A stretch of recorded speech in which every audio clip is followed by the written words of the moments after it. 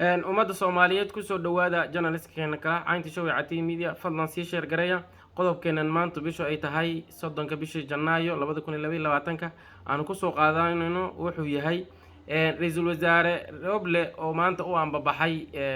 dalka Imaaraadka Carabta haddaba muxuu daaran yahay safarkiisa aan hore loo shaacin dabcan أول بوال قياسي ويهمبا إنه هالك آذي كدي مركو رالجلين أن لو باهنين أمد دبلوماسية ده ما ركتاه خلط كوا أو دوا مرسن وما ركتاه أدري إنك اللي يرادو إمارات كريزو الرابلة سجوا ما ركتاه كرالجلين يا العكس الشرع دراه إذا الكوسو قليين أو لو قبطي ماشي اللي يرادو قرون كأذن عد international airport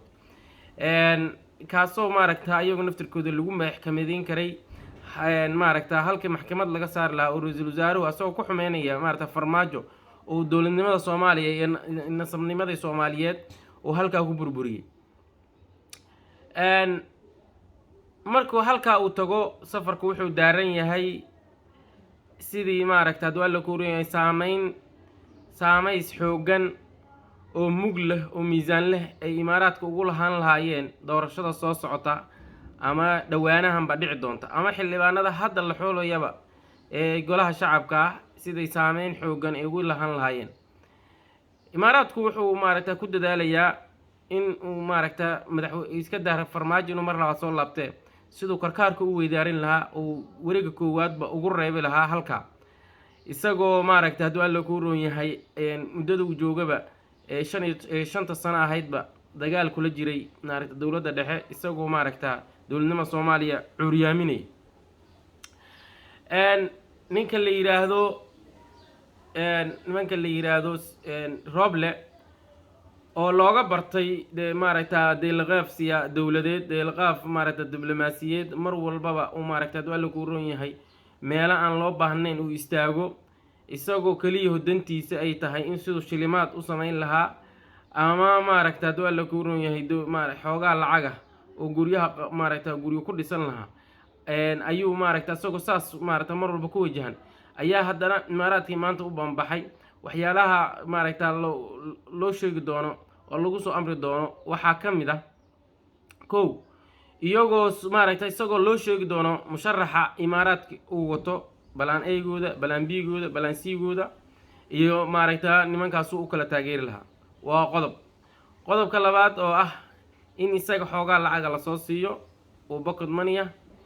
hatta maaragta ra'iisul wasaare ahaan maaragta aysan ula dhaqmin marka laga reebo soo dhaweyn culus ay u sameyn doonaan markii inta laga soo tago waxyaalaha ay u sheegi doonaan warbaahinta mujtamaca waxay dhigi doonaan waxaanu fulin doonaa haduu alla ku roon yahay mashaariic xoogan haduu alla ku roon yahay oo maaragta 100 milyan ay ku bixayso sidii horeba qadar ay u sameysay iyadoo ay tan hoose laga sheegay ay tahay midda wax ka duwan oo ah inay isku dayaan in maaragta haduu alla ku roon yahay ay hoos ay u sheegaan ay ku amraan ay ku soo canaantaan maaragta waxyaalaha qaaska ay u baahan yihiin iyagoo u sheegi doona musharaxa ay wataan ama musharaxiinta ay wataan categorieskooda ama 1 iyo 2 iyo 3 balaanadooda midka ku jira si ay u kala hooseeyaan soo taageeri lahaa isagu xildhibaanada loo baahan yahay inta harana uu soo saari lahaa isagoo maaragta haduu la ku roon yahay xogaa xildhibaanaha ka soo helay oo luflufa golaha waqooyiga kuwa ah iyo kuwa haduu la ku roon yahay maaragta reexamarka oo 5 xubnood halkan ku leh anagoo og in maaragta uusan waxba xubnaa uu ka heli doonin gobolada aday ama kuwa u dhasho ah Dhuusamareeb iyo Jowhar iyo beledweyne iyo gaalkacyadu sida qaaska oo maaragta uga yimid xuduntiisa ku aasantahay intaaba maaragta oo og yahay wax fursad oo xildhibaannimo oo hal xildhibaanna inuu iska soo helay inta weeyaan waxa qodobka hoose oo loogu yartay asaahata dadku intaas ay u sheegi doonaan ayagoo dhihi doona mashaariic baan ka fulinayna dalka Soomaaliya iyo waxyaalo noocaas ah iyagoo maaragta haduu alla ka faa'iideysan doona ninka ra'iisul wasaare baahan ninka loo yaqaano dawladnimada Soomaaliya awalba iska caanka ahayd maaragta aqoon darro iyo baahi kala dul dhacay wixii in badan maaragta la soo kabkabay qodobkeena intaas ayaanu ku hakinaynaa safarka kadib waxyaalaha ka soo baxay ayaanu halkan ku falqayn doonaa wixii cusub akhyaaray mar kale waxaan ka codsanaynaa inaad sii sheer garaysaan oo asxaabtiina u gudbisaan